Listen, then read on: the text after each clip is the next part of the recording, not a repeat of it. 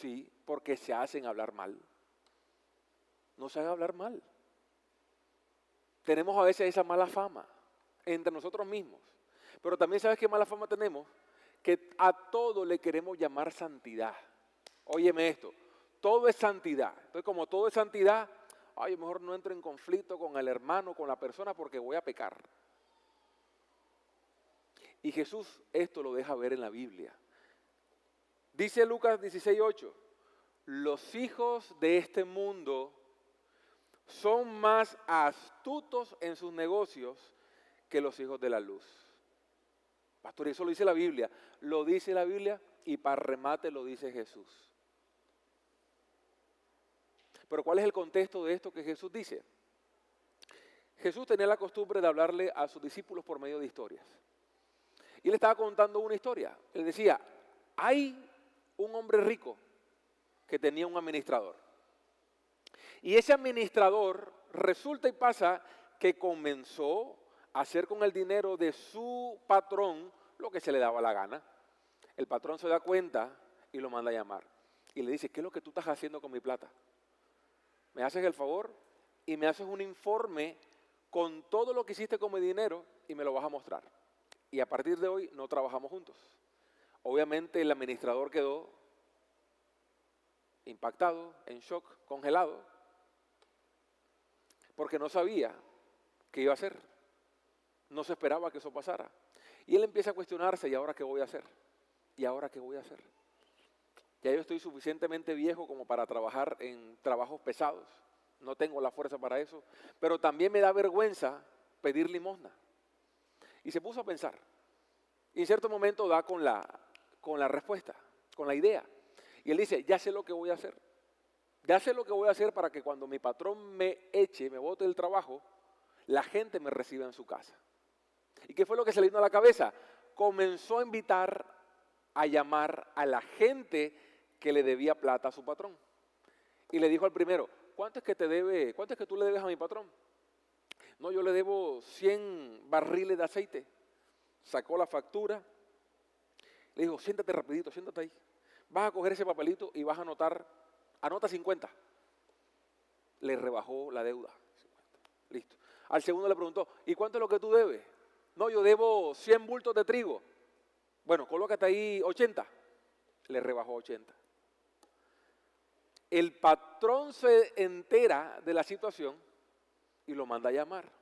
Pero lo curioso de la historia es que el patrón ni le recrimina, ni lo ofende, ni lo reprende, ni lo insulta, ni nada.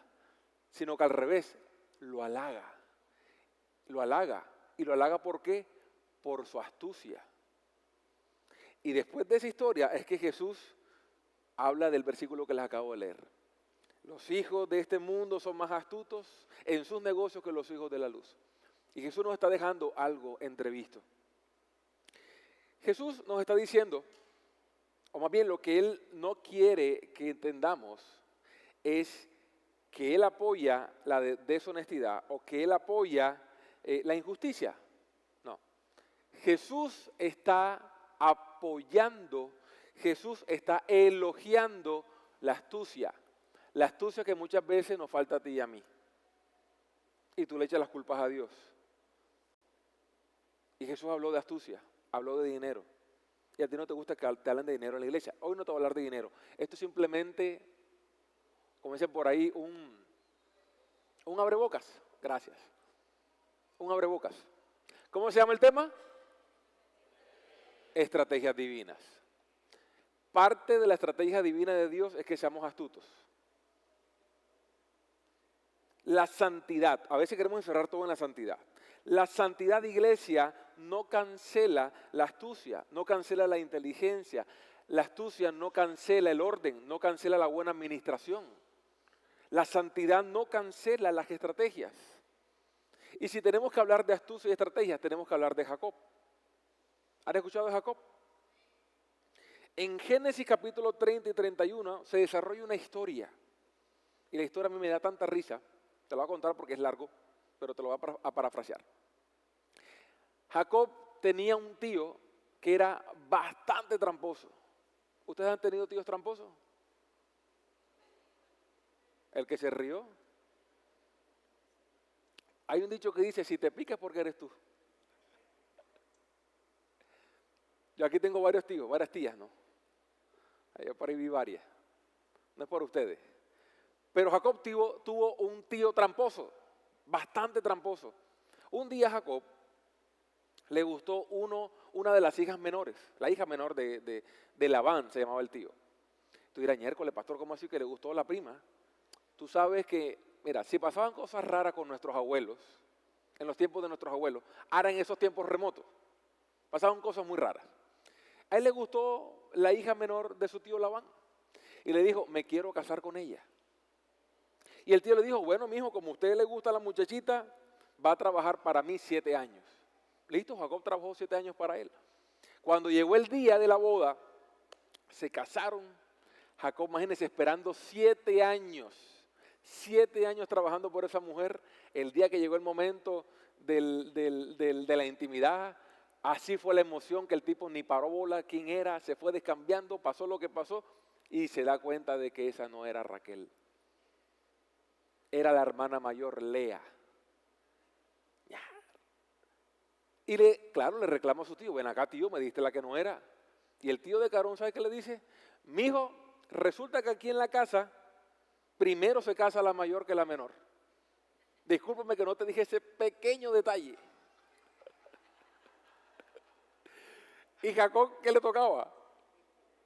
Hay otro dicho que dice, el que quiere el árbol, quiere la rama. Si usted la quiere, trabaje otros 7 años.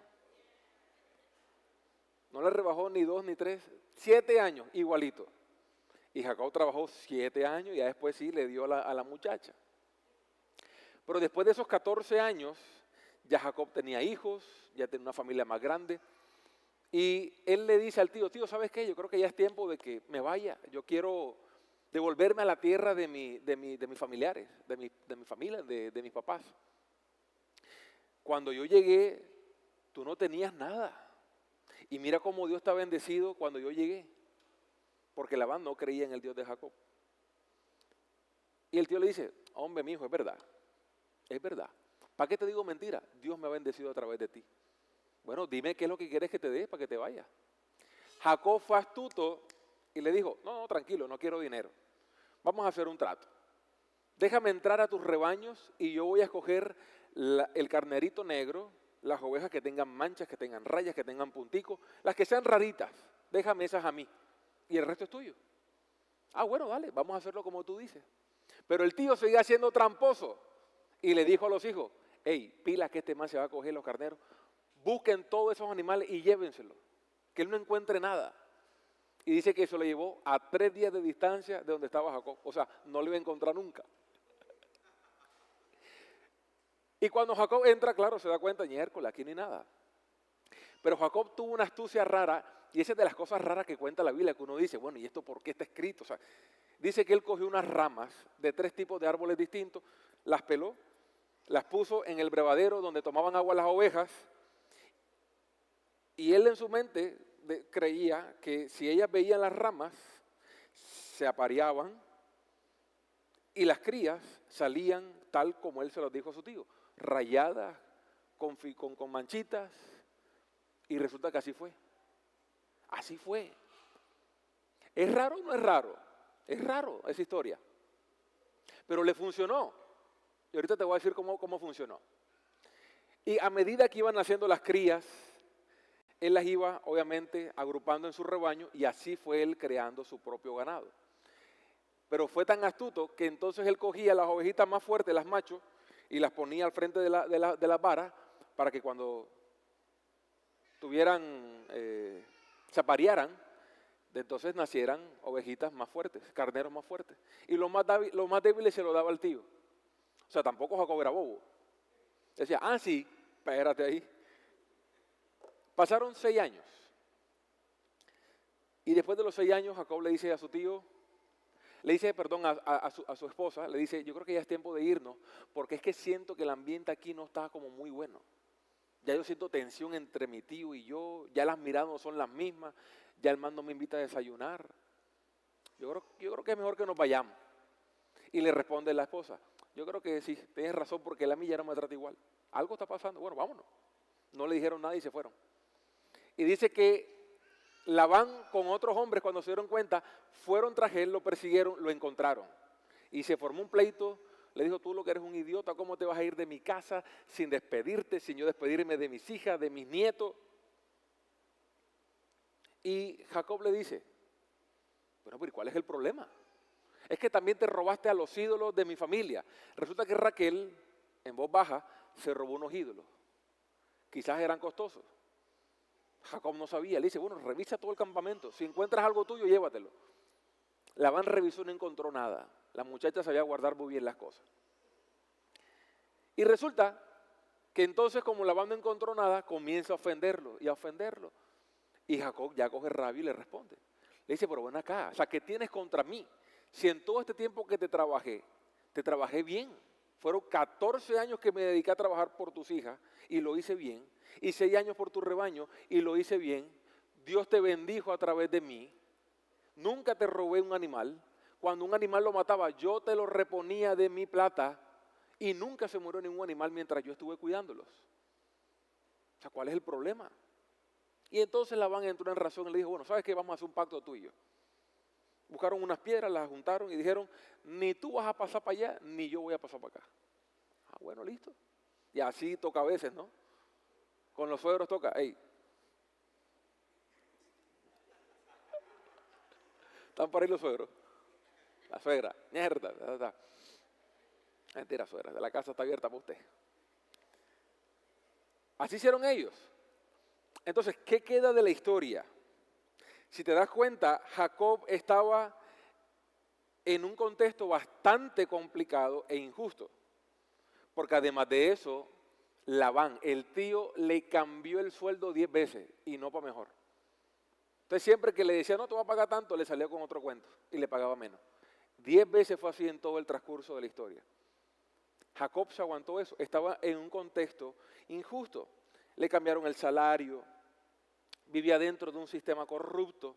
Pero ¿qué hizo Jacob? Jacob tuvo estrategia. Mira que Jacob supo anticipar movimientos. Jacob fue astuto. Jacob leyó el sistema y supo cómo introducirse, pero también ganar dentro del sistema corrupto que su tío le había generado. Jacob no mintió, Jacob no pecó, Jacob no robó. ¿Qué hizo Jacob? Supo pensar. Fue astuto. Entonces aquí nos damos cuenta que Dios bendijo la estrategia de Jacob, no la pasividad. Dios bendijo la estrategia de Jacob, no la pasividad, porque cualquiera dice, me achanto porque aquí yo no tengo oportunidad de prosperar. Y lo que me causa curiosidad de la historia es que después, él hablando con su esposa le dice, a mí Dios me habló y me dijo que Él me había bendecido no importando el lugar donde yo me encontraba. Que Él me prosperó aunque mi tío no quería que yo prosperara. Que Él me bendijo aunque mi tío no tuviera conmigo ese tipo de bendiciones. Que Él me multiplicó aun cuando yo estaba en carencia. Y le dijo, y Dios también me dijo, que gracias a Él, y solo por Él, y solo por su providencia divina, los animales nacieron tal cual como yo se los pedí a Él. O sea, Dios intervino con el tema de las ramitas y Dios fue el que provocó que los animales nacieran como Él se los propuso al tío. O sea, mira qué locura es eso y cómo Dios se sale de nuestra racionalidad, de nuestra lógica, y Él puede intervenir a nuestro favor para bendecirnos, para no hacernos quedar en vergüenza. Ese es tu Dios, el Dios que hoy en día nosotros adoramos y alabamos, el mismo Dios. Él puede hacer cosas que tú ni siquiera te imaginas.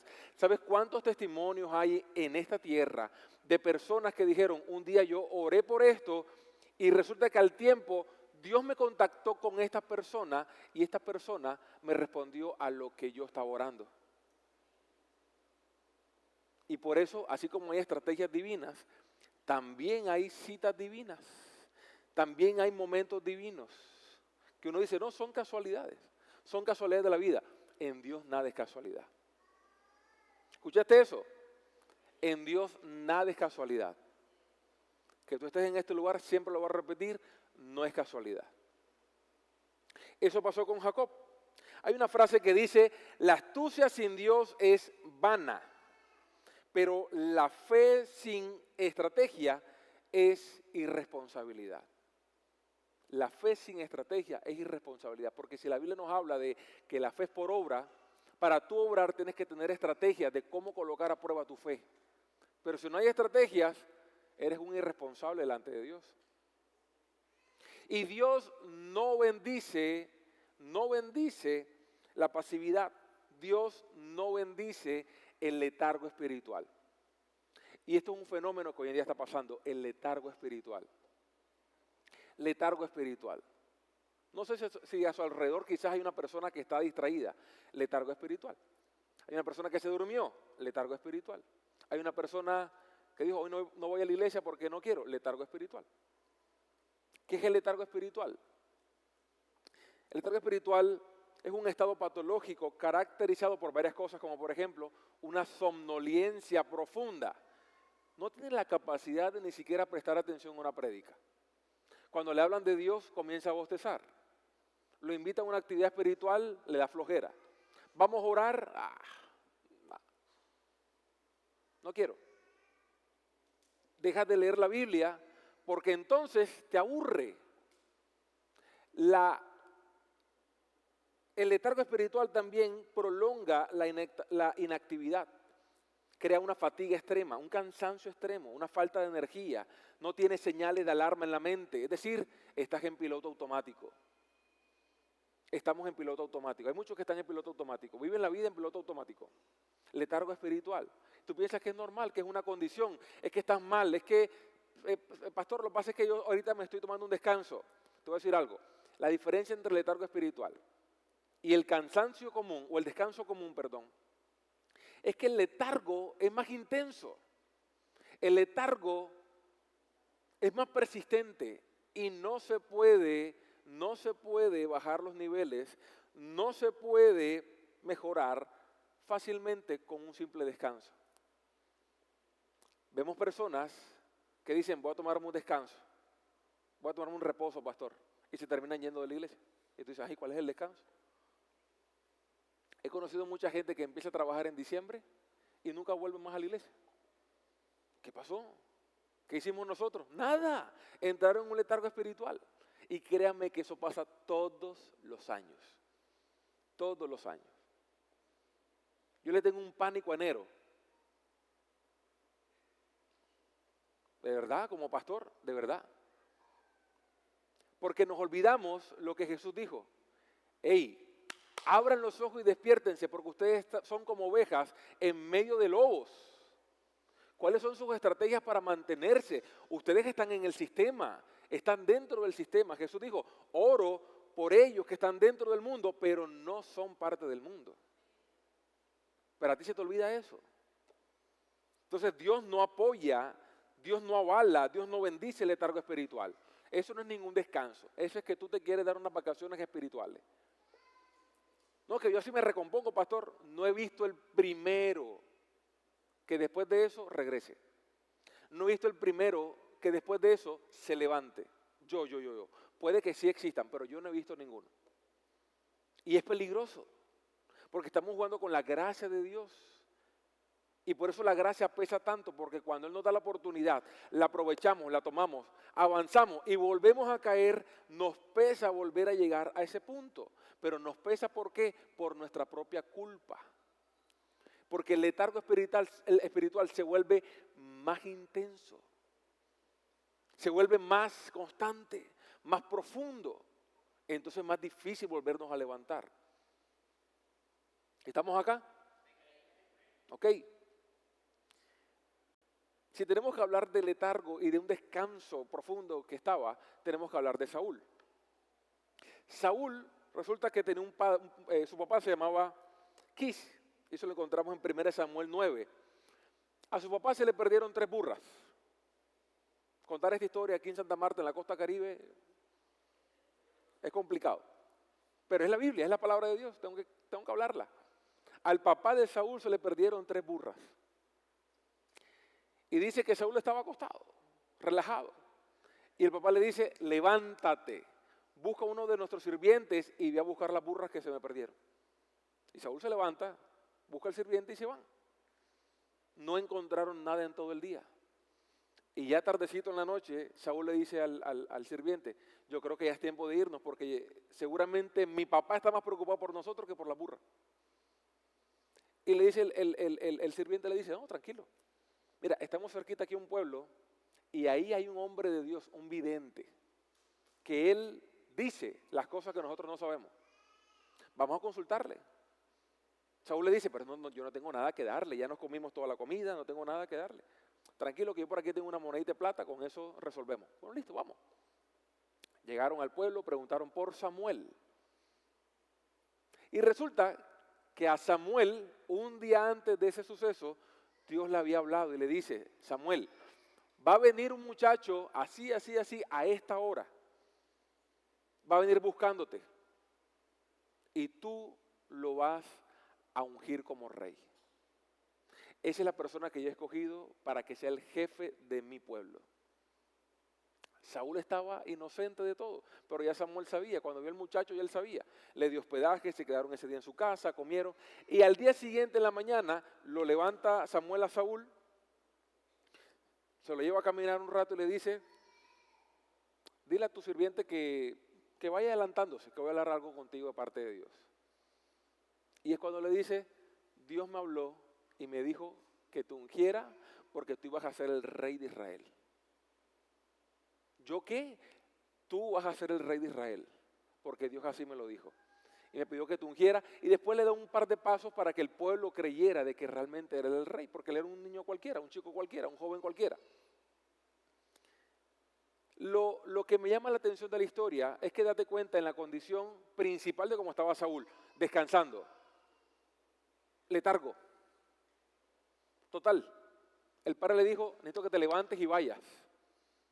Él fue y por obedecer, a pesar de que estaba buscando algo insignificante, 3 burras, oye papi, eso se recupera.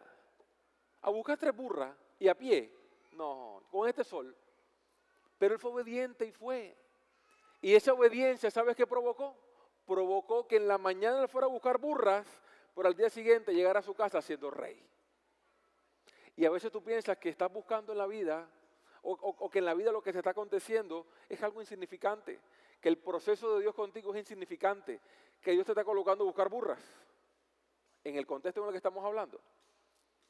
Y resulta que Dios lo que está haciendo es llevarte en una transición profética para llevarte hasta tu destino. Eso no lo escucharon. Dios te llama y te manda a hacer cosas y a veces Dios te lleva un viaje profético para transitarte hasta el punto donde Él te puede revelar su destino, qué es lo que Él tiene contigo, porque déjame decirte que Él tiene un designio espiritual, Él tiene una designación contigo, la tiene. El gran problema es que no nos creemos eso. No, pastor, pero es que yo siento que estoy perdiendo el tiempo. Yo siento que nada bueno pasa conmigo. Yo siento que las cosas no surgen, que no cambian. Yo siento que con Dios es lo mismo, lo mismo, lo mismo, lo mismo. Pues Dios te está colocando a buscar burras. Y tú tienes que ser obediente para permanecer porque Dios también coloca contactos divinos, momentos divinos, situaciones divinas, exclusivas para que tú entiendas qué es lo que Él quiere hacer contigo. Si Saúl no se mueve, Dios no lo bendice, sencillo, porque Dios no corona a los que son flojos. Dios no corona a los que no hacen nada. Dios no corona a los que viven la vida por vivir, sin un propósito y sin una visión. Y más aún, Dios no corona a aquellos que no están disponibles para Él. Tómalo. Eso pasó en 1 Samuel 9. Efesios 5:14 dice, despiértate tú que duermes, levántate de entre los muertos y Cristo te iluminará. Te están diciendo, tú tienes que levantarte, tú tienes el que tiene que tomar la acción de sacudirse y volver a levantarse. Dios te va a dar la oportunidad, pero ya con eso te basta. Dios te está dando la oportunidad y te está dejando el manual para que tú te guíes en la vida de cómo levantarte correctamente y completamente, pero a ti te toca el 50% de más. Y siempre lo digo, Dios no cría hijos flojos. Dios no crea hijos flojos. Nos toca levantarnos, sacudirnos y seguir adelante. ¿Y sabes qué he entendido yo? Que nuestro contexto es un contexto muy mediocre, muy conformista. La calidad asusta, la excelencia asusta, la disciplina asusta, hacer las cosas bien asusta, porque no estamos acostumbrados a hacer eso. Mira, somos tan así que cuando hacen algo nuevo en la ciudad, públicamente la gente lo daña. Y es un pensamiento en que tienen que dañar las cosas porque es que aquí todo es así. ¿Se han dado cuenta? En Santa Marta las cosas no duran. Y si duran es porque caramba. Pero la gente no cuida.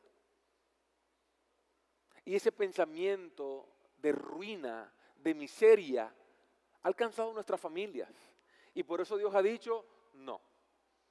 Así hay un justo en medio de tu casa, yo voy a traer protección sobre ti. Y muchas veces Dios quiere traer protección no para cuidarte de la muerte, porque la muerte es lo más seguro que tenemos, para cuidarnos de la ruina, de la escasez, de la pobreza. Dios te quiere proteger de aquello que tu familia la ha mantenido cautiva por muchos años. Y te estoy colocando simplemente un ejemplo. Eso lo entendemos. Dios quiere sacudirte, pero tú también tienes que levantarte. ¿A quién le corresponde eso? A ti y a mí. En Dios hay algo que se llama, o Dios es especialista más bien en algo que se llama serendipias. La serendipia es un hallazgo valioso, afortunado e inesperado que ocurre por acción, por accidente o casualidad, especialmente cuando se está buscando algo diferente. Para nosotros es casualidad. Oh, wow, mira lo que me pasó en Dios, mira lo que experimenté esta mañana, mira lo que me pasó en la iglesia, mira lo que yo oré y pasó. Eso es casualidad de la vida. No es casualidad de la vida, es que Dios así lo permitió. Dios así lo quiso. Dios así lo provocó. Serendipias. Con Saúl, una serendipia. Y también ejemplo de serendipia es la criada o la esclava de Naamán. Naamán era un sirio que en una emboscada a Israel capturaron a una niña, una chica israelita, y se convirtió en su esclava. Él se la regaló a su esposa. Ella para que te atienda y para que ella haga lo que tú quieras que haga. Quizás ella solamente vivía por comida, no había pagos, no había una buena calidad de vida, pero aún así ella dijo, mi señor tiene lepra. Wow, la lepra es una enfermedad que desgasta, que pudre los tejidos, la carne va carcomiendo, y era visto como algo impuro en ese entonces. Entonces, Naamán, un hombre de autoridad, de altos cargos, pero que era visto como algo impuro en medio de la sociedad por su enfermedad. Y esta chica le dijo, si mi señor fuera a Samaria y se encontrara con el profeta Eliseo, estoy seguro que lo sanaría. Ella tenía el dato de la cura y yo pregunto, ¿qué necesidad ella tenía de darle la cura a Naamán si era una esclava? Iglesia, escucha esto. ¿Y sabes por qué lo dio? Porque a ella no le importó su condición. No le importó el lugar donde estaba, no le importó la etapa en la que se encontraba en su vida. Dios la utilizó como un canal de bendición en el momento correcto, el día correcto y a la hora correcta. Y ¿sabes algo? A veces tú piensas que estás en una etapa de tu vida cautiva, en una etapa de tu vida de crisis, y resulta que Dios te está colocando en medio de esa tormenta para bendecir a otros, para bendecir tu casa, para bendecir a alguien. Pero a veces nuestros ojos espirituales no están abiertos para entender lo que Dios está haciendo.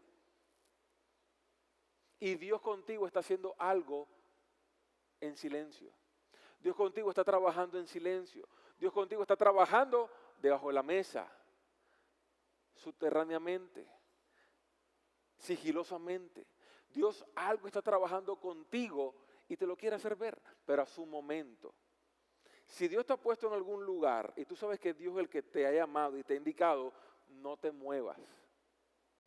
Porque la chica pudiese haber salido corriendo y se hubiese podido escapar porque no tenía nada que ganar en ese lugar. Pero aún así ella se quedó y atrás de eso le da la cura al que la capturó. Dios forma agentes de cambio. Dios forma agentes de cambio y tú y yo somos agentes de cambios. Que nos coloca en ciertos lugares, en ciertos momentos, no solamente para ser bendecidos, sino para bendecir a otros. Para bendecir a otros. ¿Qué tal si Saúl sale solo al campo a buscar las burras? ¿O quién quita si él escoge a otro sirviente? Quizás ese otro sirviente no sabría que Samuel existe. Si escoge otro sirviente, ahí se termina todo. Porque no está la coincidencia divina. Y por eso Dios coloca a la gente correcta para que cosas pasen. ¿Alguno aquí ha visto ese tipo de milagros? ¿Alguien lo ha experimentado? No estoy hablando mentira. La Biblia está repleta de eso. La mamá que al niño le da la canasta con los panes y los peces y resulta que a través de eso Jesús multiplicó para una gran multitud, 5,000 personas, hombres. El señor o el muchacho o el hombre que tenía al burro, que lo preparó, que lo tenía listo, y él ni siquiera sabía que a ese burro lo iban a buscar por casualidad para que Jesús se montara en él y entrara en Jerusalén. Dios trabaja de esa manera. Hace cosas que para nosotros parecen locura, pero Él ya las tiene estipuladas en su agenda divina porque así tienen que acontecer y así tienen que suceder. Lo que te está aconteciendo, familia, no es casualidad. Lo que estás atravesando no es casualidad. Dios así lo está permitiendo, pero créame que no te va a dejar morir en el proceso. No te va a dejar morir en el proceso. Serendipias de la vida. Eclesiastés 11:5 dice, así como no sabes cómo entra el espíritu en una criatura que está en el vientre de su madre, así tampoco sabes lo que hace Dios, creador de todo. Tú no sabes cómo Dios incrusta su espíritu en la criatura que está en el vientre. Y pensamos que eso no tienen autoridad ni necesidad de que nazcan. Y la Biblia te está diciendo, desde que están en el vientre, Dios infunde su espíritu y si hay espíritu hay vida. Si tú y yo no sabemos eso, ¿por qué te cuestionas de las cosas que no entiendes de Dios? Porque te digo algo, Dios tiene mucha más información que tú y que yo. Dios sabe muchas cosas más que tú y que yo. ¿Por qué cuestionarlo? ¿Por qué cuestionar sus métodos? Yo sé que hay cosas que son raras, locas, que hace Dios, pero ese es Él y tenemos que saber confiar en su soberanía. Y siempre digo algo, si yo no sé cómo se crea un planeta, solo estamos aquí haciendo hipótesis, ¿cómo yo voy a cuestionar al que lo creó? Yo no voy a ser tan tonto ni ridículo de colocarme en esa bobada.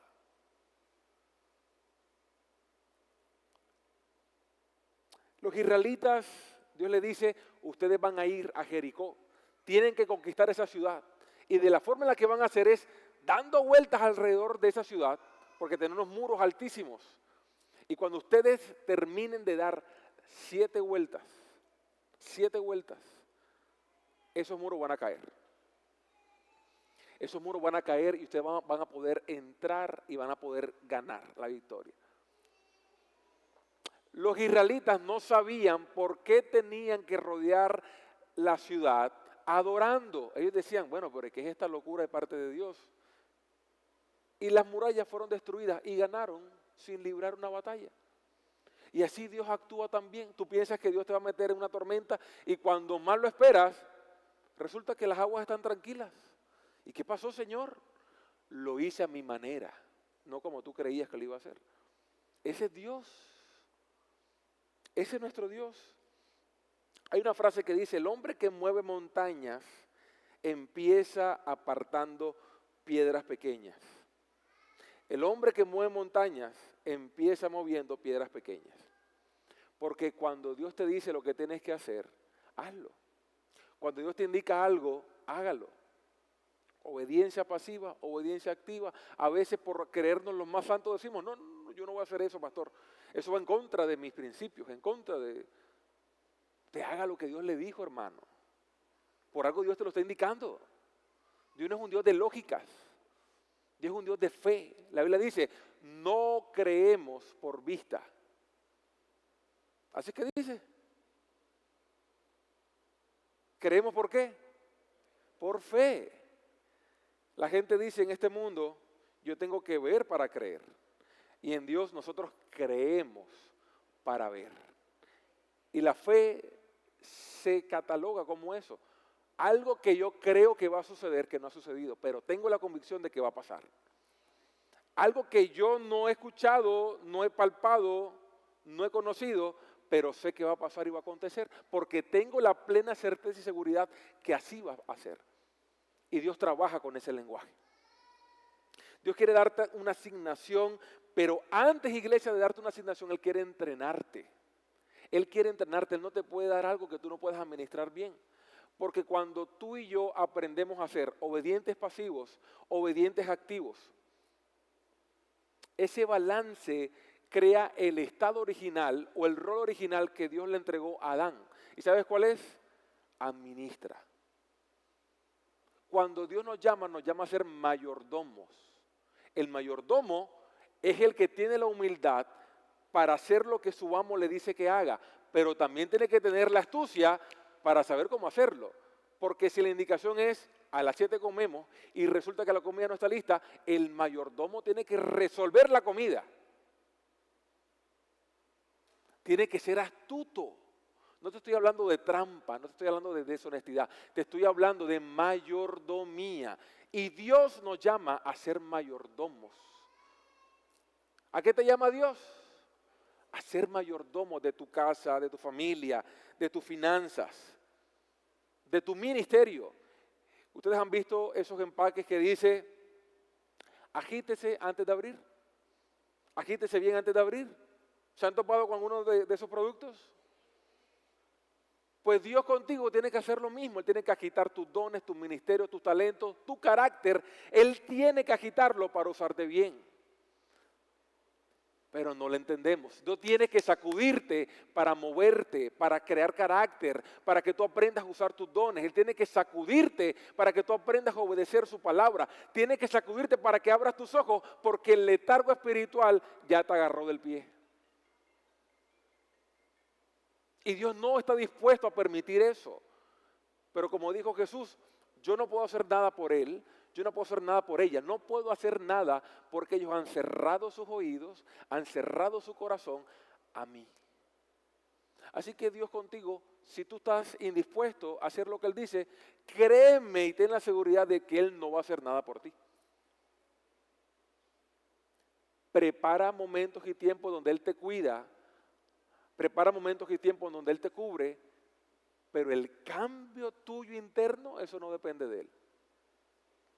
Cuando tú empiezas a escuchar su voz, cuando tú empiezas a prestarle atención, cuando empiezas a tener un poquito de reverencia, un poquito de honra, un poquito de búsqueda, entonces cuando el Espíritu Santo empieza a orar y te convence, pero si esa puerta no se abre por decisión tuya, no esperes un cambio de parte de Dios. Es que la iglesia es mala, es que el pastor es malo, es que nadie es malo. Lo que pasa es que tú no tienes la decisión y la autoridad para darle la oportunidad que Dios te convenza. Porque tú no has entendido que Dios contigo, mírame acá, ya designó algo divino en tu plan. Dios tenía craneado y pensado un día en tu vida donde Él se iba a presentar y tú lo ibas a conocer. Él este día lo tenía en su memoria y lo tiene en su memoria porque quiso que tú vinieras a escuchar esta palabra para zarandearte, pero no para que te cayeras, zarandearte para, como decimos en la costa, para que te mosques, para que te avispes. Porque cristiano, no puede ser cristiano ahí el bobo. No, Dios está llamando gente activa, que tenga disciplina, que tenga excelencia, que tenga calidad, que sepa soportar. Y de eso falta mucho en las iglesias. No para estar aquí encerrados, para salir afuera e influenciar. Y eso es otro tema. Iglesia, termino con lo siguiente. No te he dicho esa frase, así que voy a terminar de verdad, verdad. ¿Ya se quieren ir? No. Oh, wow, me honran. Mire, lo que tienes que hacer, iglesia, es levantarte. Dios hoy te trajo a este lugar para decirte, levántate. Levántate que yo estoy contigo. En la Biblia hay 23 versículos que dicen, yo estoy contigo, yo estoy contigo. Y Jesús finaliza diciendo, yo estaré con ustedes hasta el fin del mundo. Y ¡pum! Magistral, casualidad, no, así lo quiso Dios. Levántate y no dejes de orar. Esto de tanto repetirlo parece una frase cliché, pero en ningún momento es una frase cliché. ¿Por qué? Porque el que deja de orar se vuelve un cristiano pasivo. Y ya te expliqué que es un cristiano pasivo, obediencia pasiva. Yo creo que Dios va a hacer algo, pastor. En su momento yo sé que Él va a hacer las cosas. En su momento yo sé que Él va a trabajar en mí, Él me va a convencer, me va a hablar. No, tienes que moverte, tienes que accionar, tienes que actuar, tienes que salir de tu lugar de confort, tienes que levantarte como se levantó Saúl para ir tras las burras pensando que era algo insignificante y Dios de repente cambia todo, que era una cita divina y te corona como rey. Eso es lo que Él está dispuesto a hacer contigo. Está dispuesto a hacer eso contigo porque tienes que creer. Mira, Apocalipsis 5:8 dice que en la visión que veía Juan, habían 24 ancianos. Habían 4 criaturas celestiales. Y esas criaturas tenían un arpa en su mano y en la otra tenían unas vasijas. Y dice que en esas vasijas están todas las oraciones que hemos hecho. Y eso es hermoso porque es que Dios no se olvida y Dios no abandona, Dios no descarta cualquier oración que nosotros hemos hecho.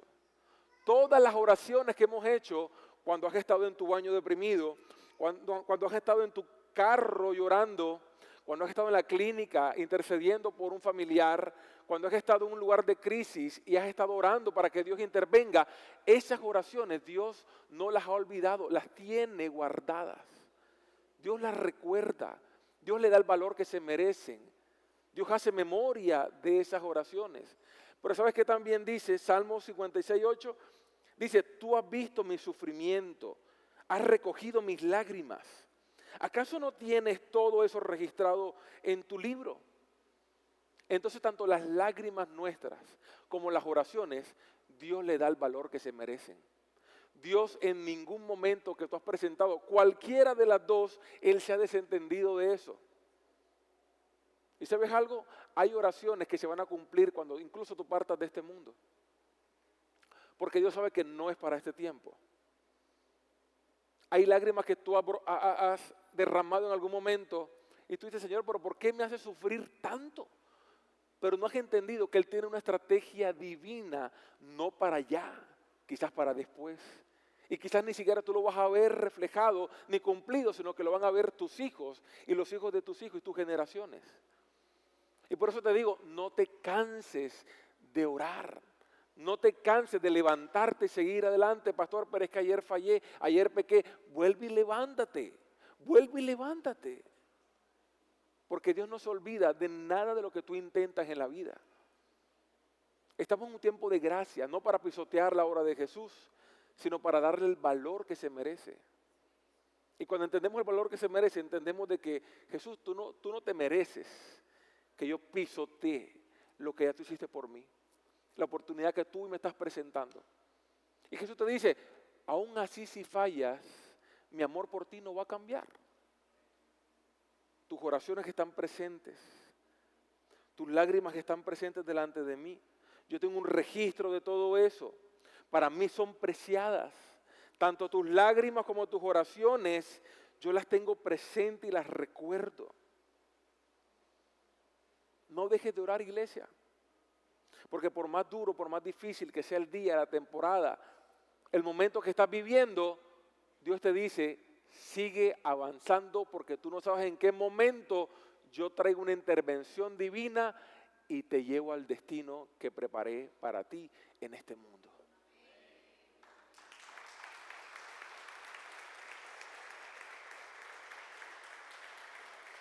Bien. Coloca la mano en tu corazón. Quiero orar por ti, iglesia. Y oramos porque creemos en un Dios que lo que dice es cierto y es verdad.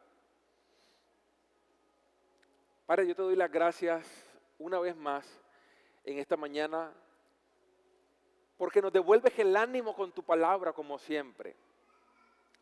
Porque confrontas mis pensamientos, Señor, y los llevas al punto que tú necesitas en que puedan descansar.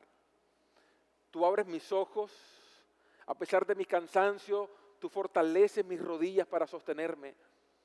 Aunque hay fatiga, Señor, tú vuelves a insistir como buen padre que ama a su hijo y quiere lo mejor para él y le vuelve a insistir, levántate. Levántate y despiértate, tú que duermes, y sal de entre los muertos espirituales y mi luz te alumbrará. Mi luz es lo único que puede traerte lucidez a tu caminar, a tu día a día,